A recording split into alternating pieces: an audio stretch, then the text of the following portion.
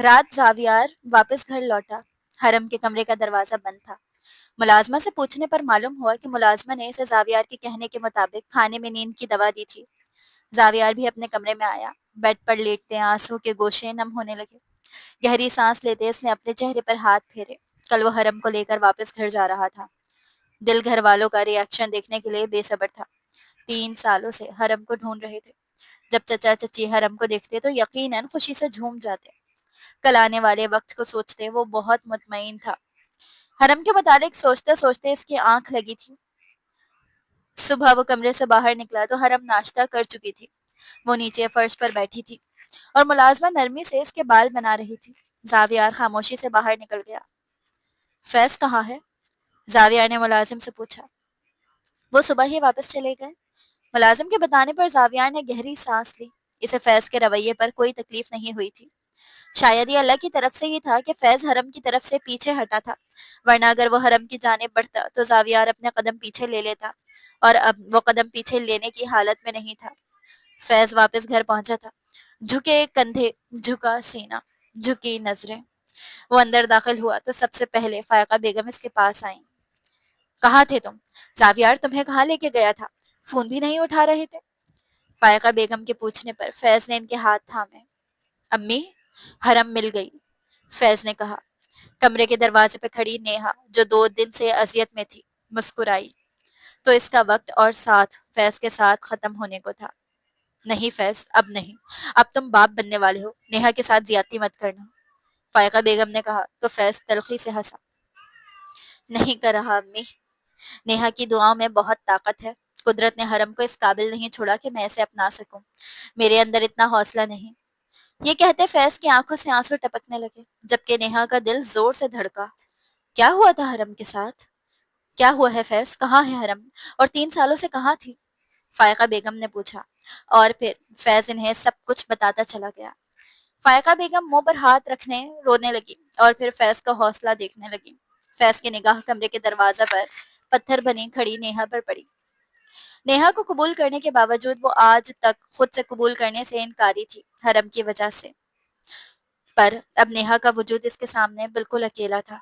इसके पास हरम का अक्स तक नहीं था। वो खड़ा होता नेहा की जानिब बढ़ा, जब नेहा फौरन कमरे के अंदर चली गई। फैज कमरे में दाखिल हुआ तो अचानक मलाल ने घेरा।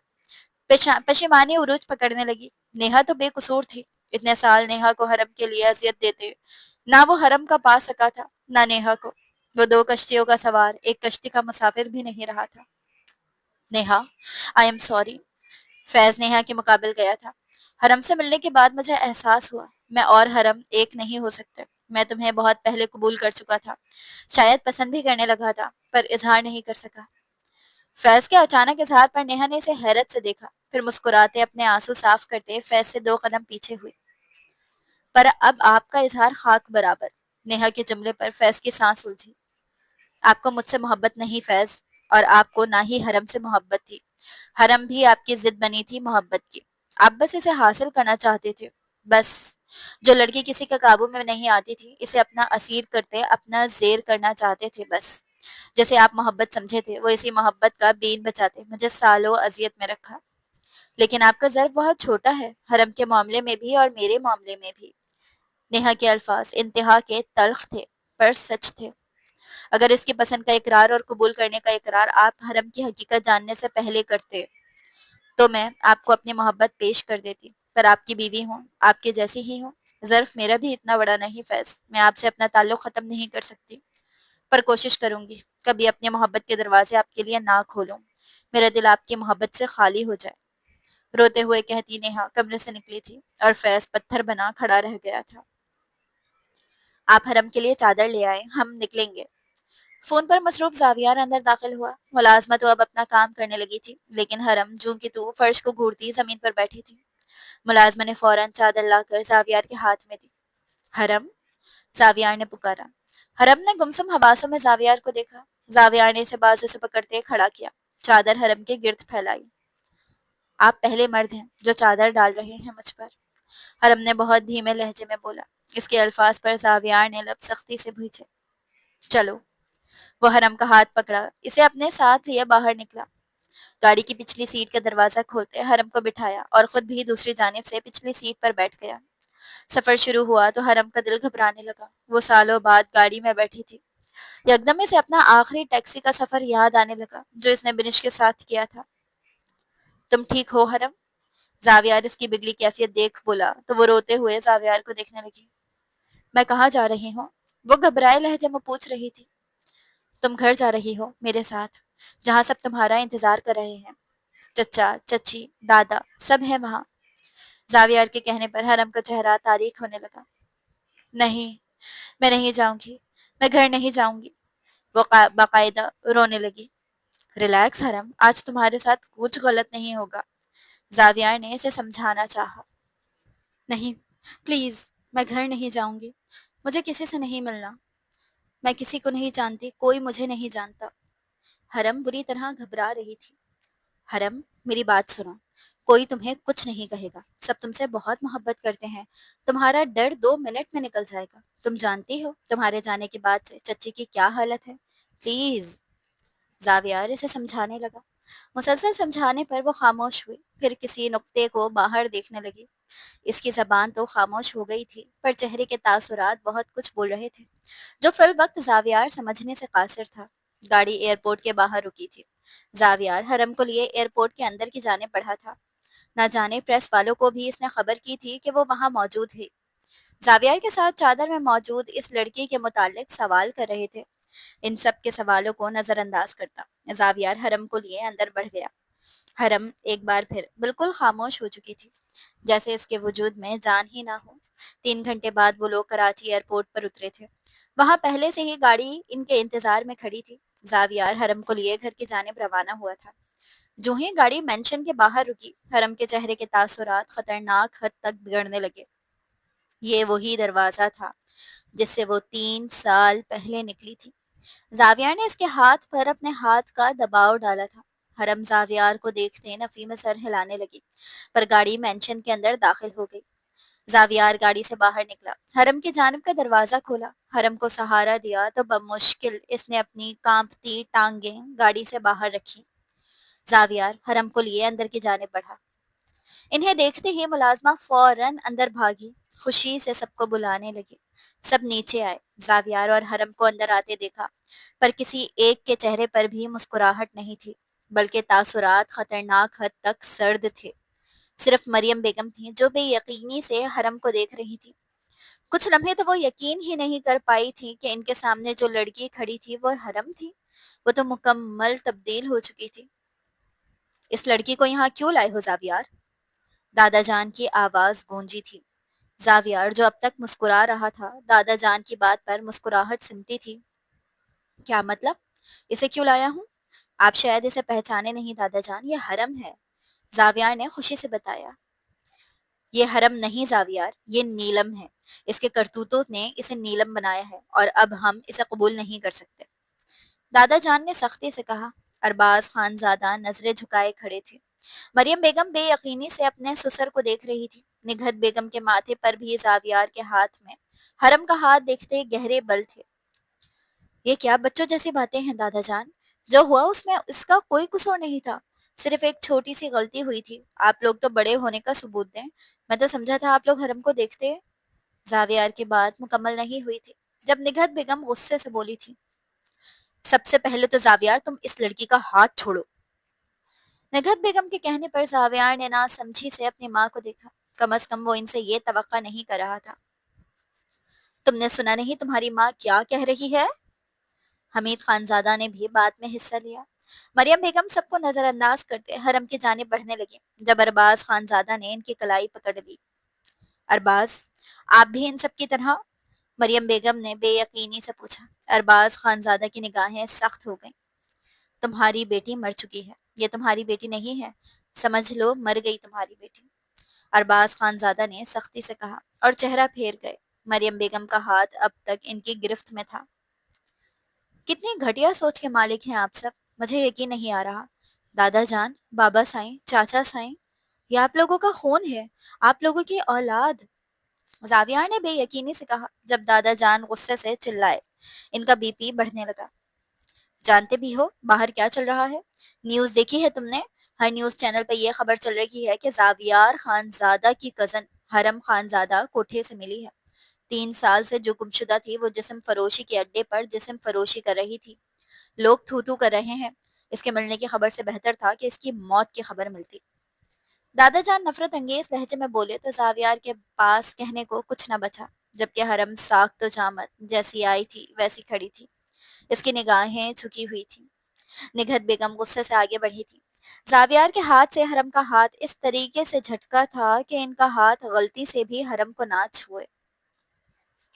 یہ لڑکی پاک نہیں رہی زاویار، اس سے دور رہو، اس کو چھو کر اپنے آپ کو ناپاک مت کرو۔ نگہت بیگم غرنائی۔ زاویار کا جواب دے گیا تھا۔ بس کر دیں آپ لوگ، چپ ہو جائیں، اس سے پہلے میں اپنی برداشت کھو دوں۔ زاویار کی دھاڑ پر سناٹا چھا گیا تھا۔ تم اس لڑکی کے لیے ہم سے لڑ رہے ہو زاویار؟ ہم دشمن تو نہیں تھے نا؟ پر اس نے کیا کیا؟ اس کے ساتھ جو کچھ بھی ہوا یہ اس کے ذمہ دار خود ہے۔ نگہت بیگم ایک بار پھر زہر اگل رہی تھی۔ بس کر دیں بھابھی، میری حرم کی جگہ آپ کی نیہا بھی تو ہو سکتی تھی۔ مریم بیگم نے تڑپ کر کہا تھا۔ چپ کرو مریم، خبردار اگر نیہا کا مقابلہ حرم سے کیا تو۔ میری بیٹی شروع سے اپنی حدود جانتی تھی۔ اگر حرم نے بھی اپنی حدود سمجھی ہوتی نا تو حالات یہاں تک نہیں پہنچتے۔ نگہت بیگم کے کہنے پر مریم بیگم پتھر ہوئی۔ وہ صفاق عورت کو دیکھنے لگی۔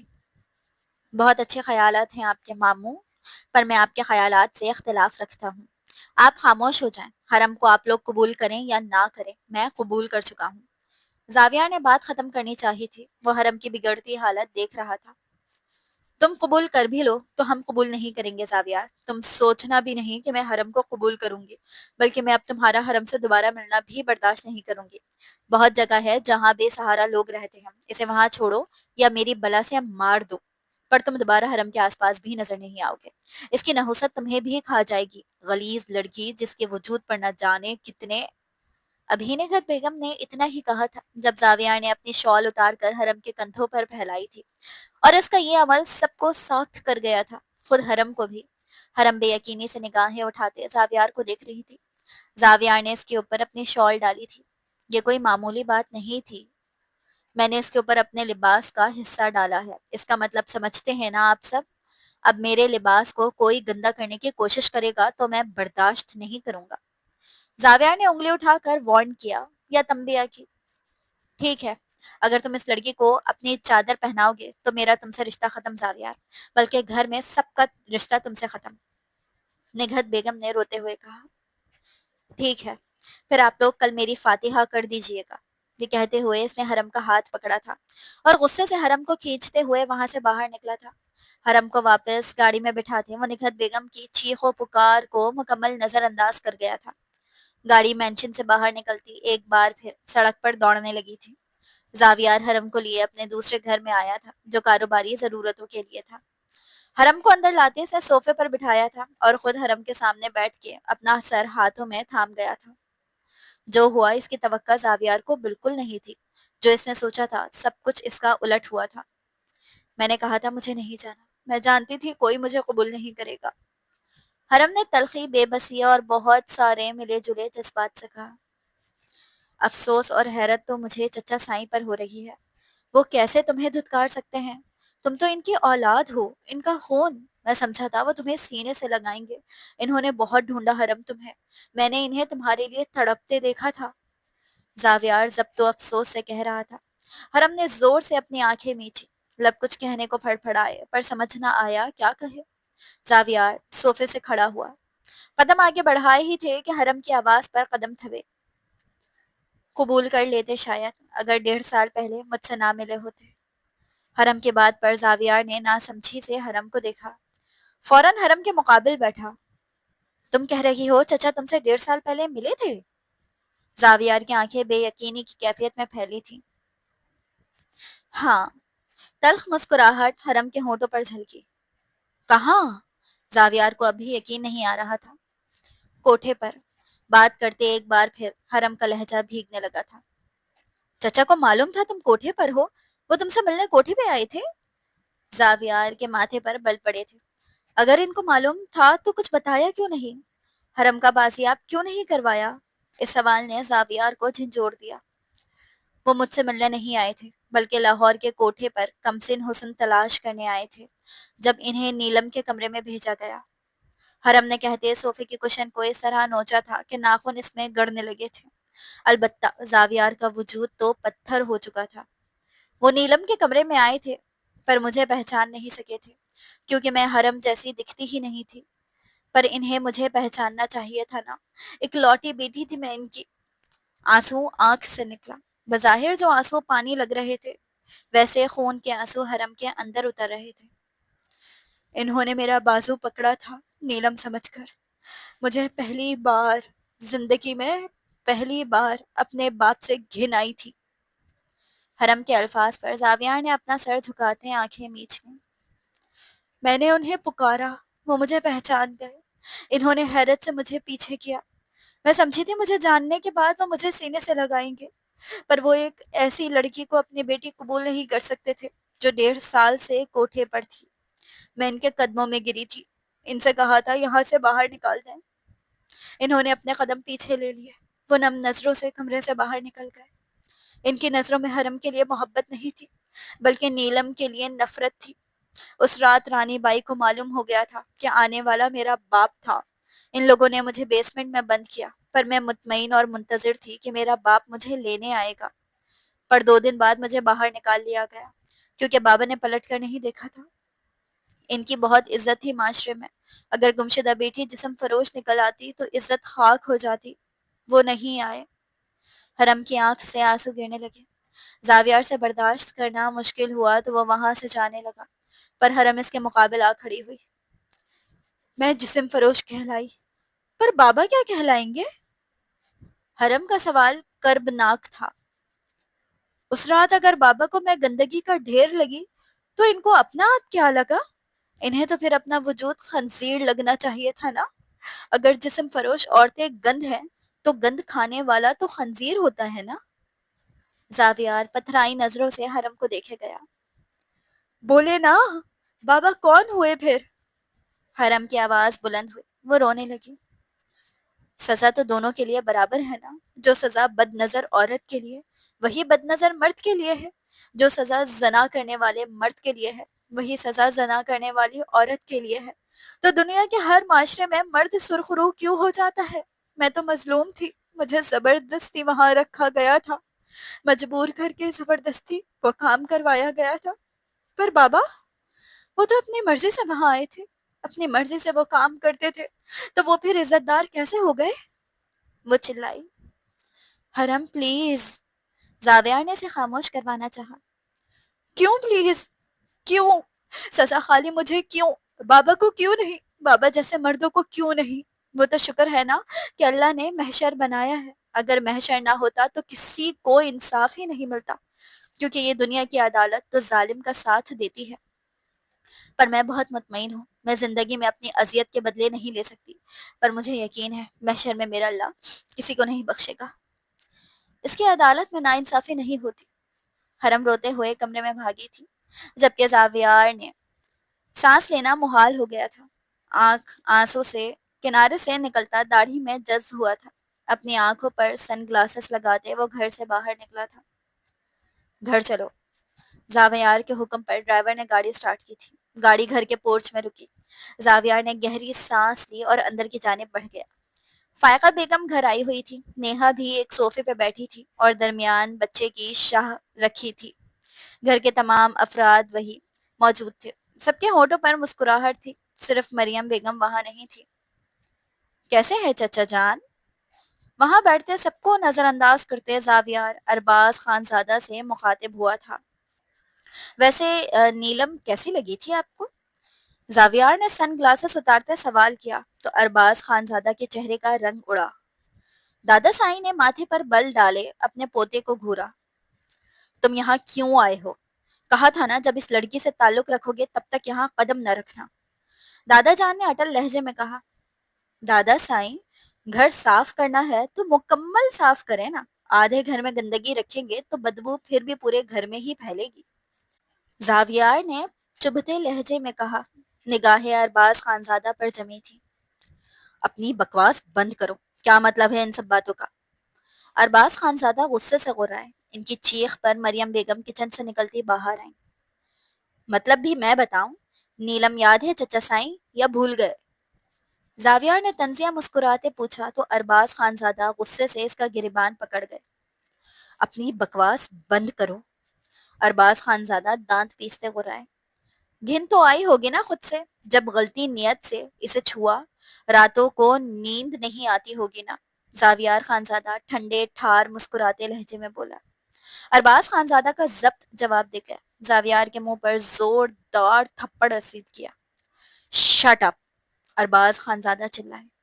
کیا بدتمیزی ہے زاویار، یہ کس نیلم کی بات کر رہی ہو؟ حمید خانزادہ نے غصے سے کہا۔ ارباز خانزادہ باہر نکلنے لگے جب زاویار نے ان کا بازو پکڑتے انہیں روکا۔ ایسے کیسے چچا سائیں؟ سب کو بتائیں نیلم کون ہے؟ آپ کی اس سے کب اور کہاں ملاقات ہوئی؟ زاویار کے سوال پر ارباز خانزادہ کے پسینے چھوٹنے لگے۔ آپ سے نہیں بتایا جا رہا ہے، میں بتا دیتا ہوں۔ نیلم لاہور کے ایک کوٹھے پہ ہوتی تھی جس سے چچا سائیں کوٹھے پہ ملے تھے 1.5 سال پہلے۔ اپنے دوست کے ساتھ گئے تھے اور ان کی خدمت میں نیلم کو پیش کیا گیا تھا، ہے نا چچا سائیں؟ زاویار کے سوال پر ارباز خانزادہ کا چہرہ زرد پڑنے لگا۔ کچن کے دروازے پر کھڑی مریم لڑکھڑاتے قدموں سے واپس آئی۔ شوق لگا؟ شریف النفس چچا سائیں کوٹھے کی رونقیں لوٹنے گئے تھے، پر اصل جھٹکا آپ کو نیلم کے بارے میں جان کے لگے گا۔ آپ لوگوں کو پتا ہے نیلم؟ زاویار نے اتنا ہی کہا جب چچا سائیں نے زور سے اس کا بازو پکڑا۔ بکواس بند کرو، وہ غرائے۔ وہ نیلم کوئی اور نہیں، حرم تھی، اپنی ہی بیٹی۔ وہ ایک رات کے لیے خریدنے والا شخص یہ ہے۔ زاویار کی بات پر سب نے منہ پر ہاتھ رکھ لیا۔ دادا سائیں بے یقینی سے بیٹے کو دیکھنے لگے۔ مریم ان کو نفرت سے دیکھتی ان کے مقابل آئی۔ جھوٹ جھوٹ بول رہا ہے یہ، انہوں نے کہنا چاہا جب تھپڑ کی آواز لاؤنج میں گونجی۔ یہ تھپڑ مارنے والی مریم بیگم تھی۔ آپ ایسا کیسے کر سکتے ہیں ارباز؟ اپنا گناہ چھپانے کے لیے میری بیٹی کو اس زہریلی خندق میں چھوڑ دیا؟ مریم بیگم ارباز خانزادہ کا گریبان پکڑے چلائیں تو دادا سائیں کے ماتھے پر بل پڑے۔ دماغ خراب ہو گیا ہے بہو تمہارا، مرد ہے یہ، مرد بے لباس بھی گھومے تو عزت نہیں جاتی، مگر لڑکی؟ دادا جان کی بات پر زاویار کے ماتھے پر بل پڑے۔ کچھ تو خیال کرے ابا سائیں، بال سفید ہو گئے ہیں آپ کے، کیا اللہ کے سامنے کھڑے ہو کر آپ کی جسٹیفیکیشن دے سکتے ہیں؟ بولے؟ جب اللہ ارباز کو زنا کی سزا دے رہا ہوگا تو کیا بولیں گے آپ یہ؟ کہیں مرد تھا میں؟ گھن آ رہی ہے مجھے ارباز سمیت آپ سب سے۔ میری بیٹی اگر پاک نہیں رہی تو آپ اس سے زیادہ پلیٹ ہیں۔ آپ کو تو اسی وقت مر جانا چاہیے تھا جب اپنی ہی بیٹی کو گندی نیت سے چھوا تھا۔ شرم نہیں آتی آپ کو ارباز؟ مریم بیگم پے در پے ان کے منہ اور سینے پر گردن پر مرتی بے بسی سے پیچھے گرنے لگی تھی جب زاویار نے انہیں تھاما۔ دادا سائیں مزید کچھ نہیں بول پائے تھے جبکہ ارباز خانزادہ زمین پر بیٹھتے روتے مریم بیگم کے سامنے ہاتھ جوڑ گئے تھے۔ معاف نہیں کروں گی ارباز، میں سالوں سے سوچ رہی ہوں میری بیٹی کو کس کے گناہ کی سزا ملی، پر میری بیٹی کو آپ کی نحوست کھا گئی۔ بے نمازی کی نحوست 40 گھر تک جاتی ہے تو آپ تو زانی ہے، آپ کی نحوست ہمیں کھا گئی، برباد کر گئی۔ اپنا سر پیٹتے وہ چیخنے لگی۔ میں یہاں نہیں رہ سکتی زاویار، مجھے یہاں سے لے چلو، میں اپنی بیٹی کے ساتھ رہوں گی۔ میں اسے پاک مانتی ہوں، وہ بے قصور ہے۔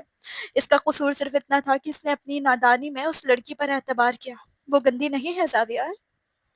مریم بیگم زاویار کے سینے پر سر رکھتی رونے لگی۔ زاویار نے افسوس سے وہاں کھڑے سب لوگوں کو دیکھا اور آخر میں اپنی ماں نگہت کو جو آنکھوں میں آنسو لیے مریم بیگم اور زاویار کو دیکھ رہی تھی۔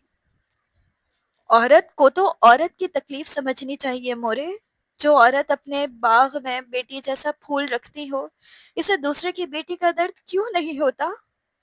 اگر حرم کی جگہ نیہا ہوتی تب بھی آپ ایسی ہی ہوتی؟ زاویار نے افسوس سے کہا۔ نگہت بیگم نگاہ پھیر گئیں۔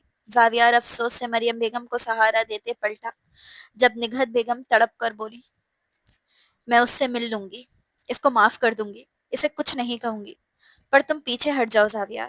بہت خواب دیکھے ہیں میں نے تمہاری شادی اور تمہارے وارث کے، پر تم حرم جیسی لڑکی ڈیزرو نہیں کرتے۔ میں اسے بہو تسلیم نہیں کر سکتی، نہ اس کے پیٹ سے ہونے والی اولاد کو اپنا وارث۔ نگہت بیگم نے آنسو صاف کرتے کہا۔ زاویار نے گہری سانس لی۔ حرم نے آپ کے ساتھ ایسا کچھ کیا ہی نہیں مورے کہ وہ آپ سے معافی مانگے یا آپ اسے معاف کریں۔ نہ اسے آپ سے ملنے کی ضرورت ہے، اور رہی بات میں اسے ڈیزرو کرتا ہوں یا نہیں، تو 3 سال میں نے اس کے لوٹنے کی دعائیں مانگی ہیں۔ تڑپا ہوں میں اس کے لیے۔ وہ آپ سب کے لیے حرم ہوگی، پر میرے لیے سالوں کی ریاضت ہے۔ اسے چھوڑ دوں یہ ممکن نہیں۔ رہی وارث کی بات، تو آپ سمجھ رہے ہیں آپ کا بیٹا بانجھ ہے۔ بے لچک لہجے میں کہتا وہ مریم بیگم کے ہمراہ وہاں سے نکل گیا۔ نگہت بیگم اپنا سینہ پیٹ پیٹ کر رونے لگی۔ نیہا لب بھیجے زمین کو دیکھ رہی تھی۔ ہونٹوں پر تلخ مسکراہٹ تھی۔ حرم گندی میں گر کر بھی اس سے بہتر ٹھہری تھی۔ وہ فیض جیسے شخص کے پیچھے بھاگتی رہی، اور اللہ نے حرم کو زاویار جیسے شخص سے نواز دیا۔ آنکھوں کو کنارہ صاف کرتے نیہا نے ایک نظر سب کو دیکھا اور اپنے کمرے کی طرف بڑھ گئی۔ پھر پلٹ کر اپنی روتی ہوئی ماں کو دیکھا۔ حرم کی سالوں کی آزمائش کی سرخ روئی کے انعام میں اللہ نے حرم کو زاویار لالا سے نوازا ہے امی۔ جس لڑکی کو زاویار لالا جیسا شخص انعام میں ملا ہو، سوچیں امی وہ اللہ کو کتنی پیاری ہوگی۔ اپنے آنسو مت ضائع کریں، اپنا سینہ مت پیٹیں۔ آپ حرم میں نیہا کو دیکھنا شروع کریں، آپ کے درد میں کمی آ جائے گی۔ یہ کہتی نیہا اپنے کمرے میں بند ہو گئی، لیکن اس کے کسی الفاظ نے نگہت بیگم پر کوئی اثر نہیں چھوڑا۔ کچھ لوگ مفعول قلم ہوتے ہیں، ان پر الفاظ اور وقت صرف برباد ہوتے ہیں۔ وہ تیزی سے اندر بڑھ رہی تھی۔ بس ایک بار فلائٹ میں بیٹھ کر پاکستان کی سرزمین سے اڑ جاتی تو محفوظ ہو جاتی، ورنہ جانتی تھی اسے نہ موت ملے گی نہ زندہ رہنے دیا جائے گا۔ حرم کو آگے بیچنا اس کی سب سے بڑی غلطی ثابت ہوا تھا۔ ان 3 سالوں میں زاویار نے ہر لمحہ اس پر نظر رکھی تھی۔ وہ سانس بھی بہت احتیاط سے لیتی تھی۔ آج سے پہلے اس نے کئی لڑکیاں آگے پہنچائی تھیں اور بہت آسانی سے بچ گئی تھی، پر سیکیورٹی چیک کے پاس پولیس آفیسرز کو کھڑا دیکھ ہتھیلیاں بھیگنے لگی۔ وہ بیگ لے کے الٹے قدم پلٹی، پر اب باہر بھی پولیس کی نفری تھی۔ بمشکل اسکارف سے اپنا چہرہ کور کرتے وہ لوہے کا بینر کے اوپر چڑھتی دوسری طرف اتری، جب ایک پولیس والے کی نظر اس پہ پڑی۔ اے لڑکی رکو! پولیس والا چلایا۔ بنش اپنا بیگ وہیں چھوڑتی باہر کی جانب بھاگی۔ پولیس والے اس کے پیچھے بھاگنے لگے۔ یا اللہ مجھے بچا لے، اس کے منہ سے نکلا، لیکن پھر دل سیاہ پڑنے لگا۔ وہ اللہ کو پکار رہی تھی، پر اتنے سالوں سے اللہ کو بھلائے وہ فرعونیت کی پیروکار تھی۔ ایئرپورٹ سے باہر وہ رونگ سے میں پیچھے دیکھتی بھاگی تھی، جب سامنے سے آتی تیز رفتار گاڑی نے ہٹ کیا تھا۔ وہ اچھل کر دور گری، تڑپنے لگی۔ پولیس والوں نے اس کے تڑپتے وجود کو دیکھتے ایمبولینس بلوائی۔ بنش کی ایک آنکھ گاڑی ٹکرانے کے باعث ضائع ہو چکی تھی، اور ایک ہاتھ کی ہڈی ٹوٹی تھی۔ وہ ہاتھ کوہنی کے نیچے سے لٹکتا بے جان ہو چکا تھا۔ ایمبولینس ہسپتال کی طرف روانہ تھی، پر دہشت سے بنش کی حالت مزید خراب ہوتی جا رہی تھی۔ اسے ایک ایک کر کے وہ تمام لڑکیاں اپنے سامنے نظر آنے لگی تھی جنہیں اس نے فروخت کیا تھا۔ اسے یاد آیا تھا کہ ایک لڑکی تو 6 سالہ بچی تھی جو بھیک مانگنے اس کے پاس آئی تھی۔ اس بچی کو کھانے کا لالچ دیتے بنش نے اپنی گاڑی میں بٹھایا تھا اور بے ہوش کر کے عزیز کو دیا تھا، پر وہ بچی آگے نہیں پہنچی تھی، بلکہ عزیز کے آدمیوں کی ہوس کا نشانہ بن گئی تھی۔ اس کی اذیت سے جان نکل رہی تھی۔ موت سر پر گھومتی نظر آئی۔ اپنے مردہ ہوتے وجود کو گھسیٹتے اس نے بامشکل ایمبولینس کا دروازہ کھولا تھا اور خود کو بچانے خوف سے ایمبولینس سے باہر کودی تھی۔ روڈ تو خالی تھے، لیکن دوسرے کٹ سے آتا واٹر ٹینکر اس کے اوپر سے گزر گیا تھا۔ چند لمحوں میں سب کچھ ساخت ہو گیا۔ پولیس وین اور ایمبولینس رکی تھی، اور حادثے کو دیکھ سب نے اپنی آنکھیں میچ لی تھی۔ سڑک پر بنش کے ریزہ ریزہ ہوئے وجود پر سفید چادر ڈال دی گئی۔ ایس پی نے زاویار کو فون ملایا تھا۔ حرم مریم بیگم کی گود میں سر رکھے ساخت جامت بیٹھی تھی۔ زاویار سامنے صوفے پر بیٹھا یک تک آنکھیں موندے بیٹھی حرم کو دیکھ رہا تھا۔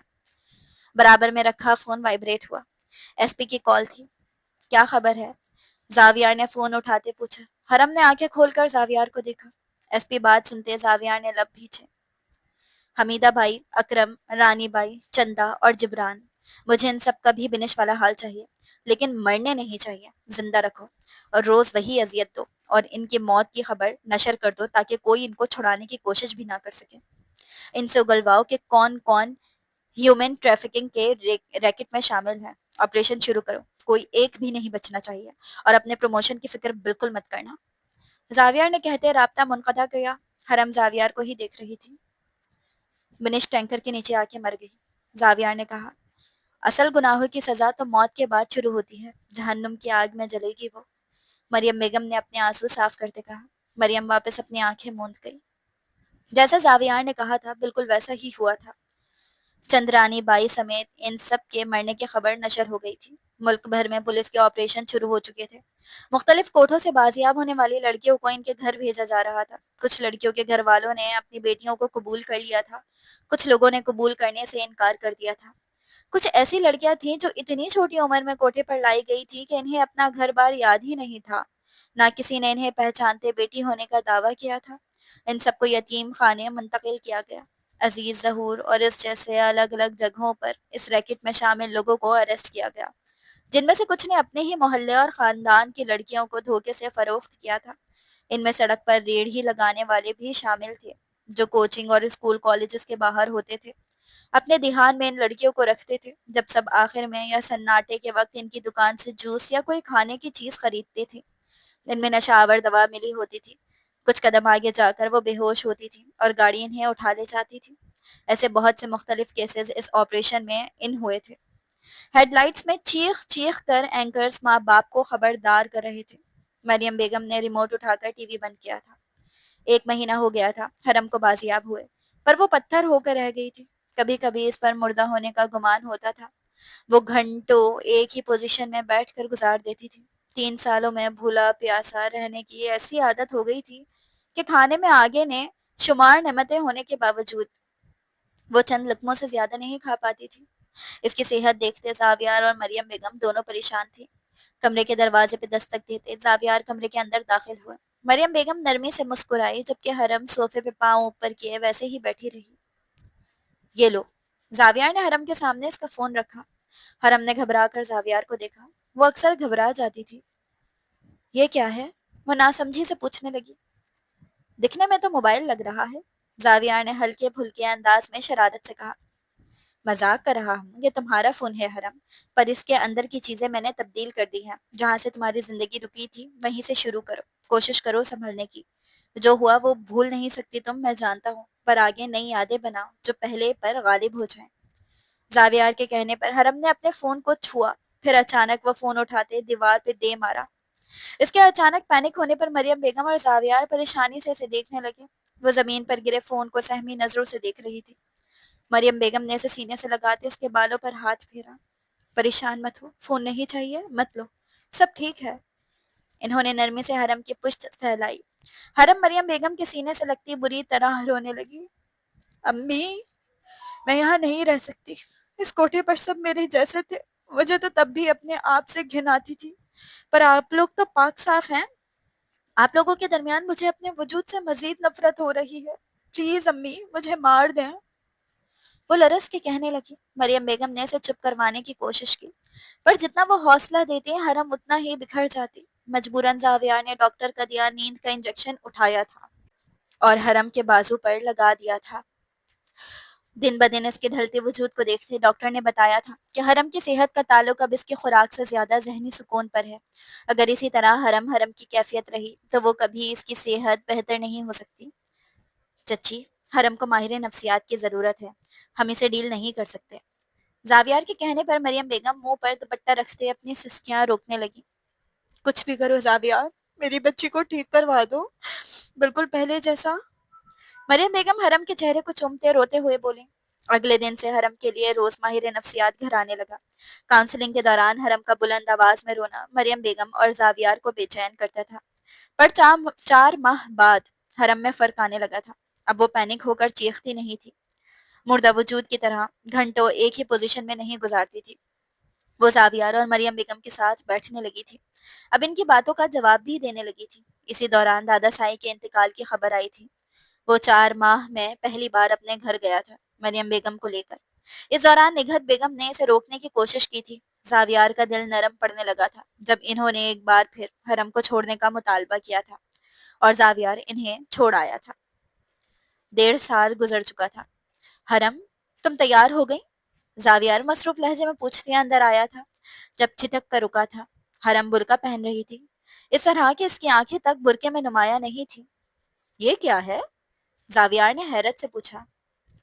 یہاں شرافت کا لبادہ اوڑھے لوگ بھی بہت بری نظروں سے دیکھتے ہیں۔ جو عمل ہاتھوں سے نہیں کر سکتے وہ نگاہوں سے کرتے ہیں۔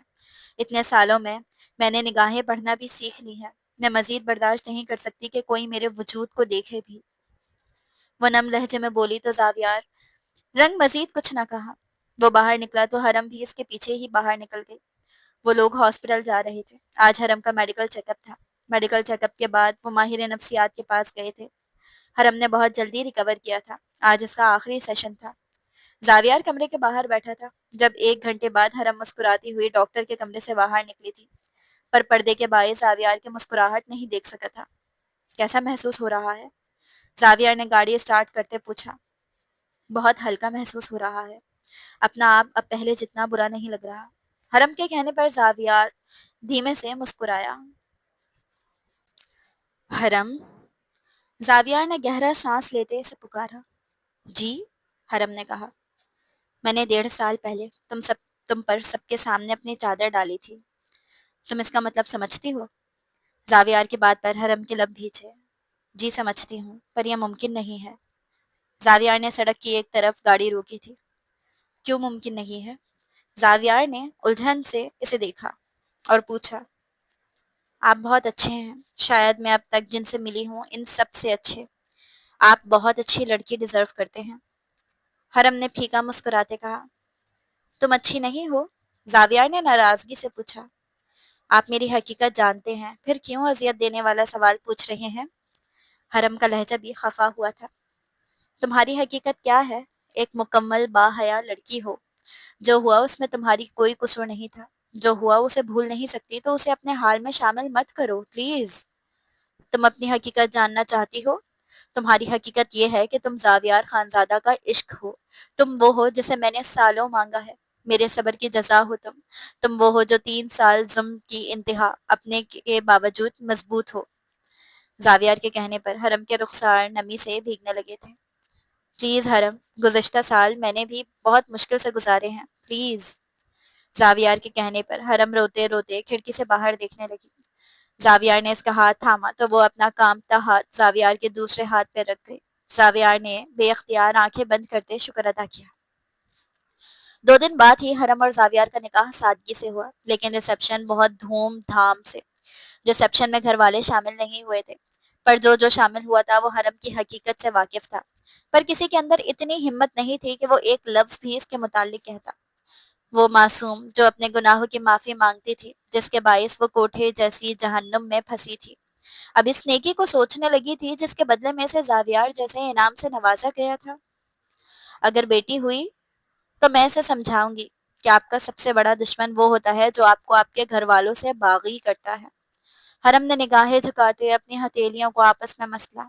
زاویار نرمی سے اس کے معصوم چہرے کو دیکھ رہا تھا، جو ہر گزرتے دن کے ساتھ نورانی ہوتا جا رہا تھا۔ حرم کے آنسو اس کی ہتھیلی پر گرنے لگے۔ زاویار کے ہونٹوں کی مسکراہٹ سمٹی۔ وہ جتنی بھی محبت کر لیتا پر حرم کے ماضی کو اس سے جدا نہیں کر پا رہا تھا۔ اتنی کاؤنسلنگ کے باوجود، زاویار کے اتنا مصروف رکھنے کے باوجود وہ ماضی کی اذیتوں میں کھونے لگی تھی۔ ڈاکٹر سے زاویار نے 2 بار رجوع کیا تھا، پر ڈاکٹر کا کہنا تھا کہ یہ وقت کے ساتھ ٹھیک ہوگا۔ ہاں، اگر اولاد ہو جائے تو اتنا سوچنے کا وقت نہیں ملے گا، اور پھر کچھ وقت بعد ہی اللہ نے ان پر رحم کیا تھا۔ حرم پریگننٹ تھی، لیکن پریگننسی کے درمیان وہ مزید حساس ہو گئی تھی۔ زاویار نے اس کے دونوں ہاتھ اپنے ہاتھوں میں تھامے، اس کی ہتھیلیوں پر اپنے لب رکھے۔ اور اگر بیٹا ہوا تو میں اسے سکھاؤں گا کہ اگر بہت ہوا کی طرح ابن آدم بھی بے لباس ہو تو اس کی سزا بھی وہی ہے۔ معاشرت میں بچ بھی جائے تو آخرت میں پھنس جائے گا۔ زاویار کے کہنے پر حرم نم نظروں سے مسکرائی۔ چلو اب بہت رونا دھونا ہو گیا، اپنے ساتھ ساتھ تم ہر بار مجھے بھی رلا دیتی ہو۔ مرد ہوں، کچھ خیال کرو حرم، زنانہ والی وائبز آنے لگی ہے مجھے۔ زاویار کے کہنے پر حرم کی آنکھیں بھی مسکرانے لگی تھی۔ کہاں جائیں گے؟ رات کے 2 بج رہے ہیں۔ حرم نے بیزارگی سے کہا۔ تمہارا کام ہے، جہاں جس راستے میں لے چلوں تم میرے قدم پر قدم رکھ دو۔ ویسے ہم ابھی آئس کریم کھانے جا رہے ہیں۔ یہ کہتے اس نے عبایا اٹھا کر حرم کے سامنے رکھا تھا۔ چند لمحوں بعد وہ دونوں گیلی سڑک پر آہستہ آہستہ چلتے شہر کی رونقوں کی طرف بڑھنے لگے تھے۔ تو میرے پیارے ویورز، آخری قسط لکھنا پتہ نہیں اتنا مشکل کیوں ہوتا ہے، پر میں نے لکھ دی۔ بلاک رائٹنگ کا شکار ہوئی تھی، سمجھ نہیں آ رہا تھا کیا لکھوں۔ امید ہے آپ سب کو پسند آئے۔ آپ سب بولیں گے حرم کی خوشیاں ڈیپلی نہیں دکھائیں، تو یہ سوچ کر مطمئن ہو جائیے گا، اسے زاویار ملا ہے، آگے کی ساری زندگی خوشیوں سے بھری ہوگی۔ بعض لوگوں کا ظرف اتنا بڑا نہیں ہوتا۔ حرم کو زاویار اور مریم کے علاوہ کسی نے قبول نہیں کیا۔ سب کہہ رہے تھے حرم کی سزا اتنی بڑی کیوں؟ تو حرم کو سزا نہیں ملی، بس نادانی نے زندگی اجاڑ دی۔ بہت لوگ کہہ رہے تھے حرم کو پاک رکھیں، تو حرم پاک ہی ہے، ناپاک تو ظلم کرنے والا ہوا نا۔ اور حقیقت یہی ہے کہ ایسی لڑکیاں معجزتاً بچ جاتی ہیں جو اللہ پر یقین رکھتی ہیں، لیکن حقیقت میں زاویار جیسے لوگ شاید ہی ہوتے ہوں۔ باقی کہانی میں نے اپنے ذہن کے مطابق لکھی ہے، لازمی نہیں میرا ذہن آپ لوگوں کی ذہنیت سے ملتا ہو۔ کسی کو یہ ناول انڈین ڈرامہ لگا تو کسی کو بہت بور اور بکواس، پر یہ لوگ بہت کم تھے، سراہا بہت سارے لوگوں نے، جس کی مجھے بہت خوشی ہے۔ سب کو جواب نہیں دے سکتی، پر میں ہر کسی کا کمنٹس لازمی پڑھتی ہوں، اس لیے اپنی رائے کا اظہار ضرور کیجیے گا۔ اس ناول نے بہت دکھی کیا ہے، اس کے لیے کل کا بہت رومانٹک اور کیوٹ ناول ہوگا، اور ممکن ہے سنگل ایپیسوڈ کا ہو۔ جزاک اللہ، دعا میں یاد رکھیں۔ رائٹر امیمہ مکرم۔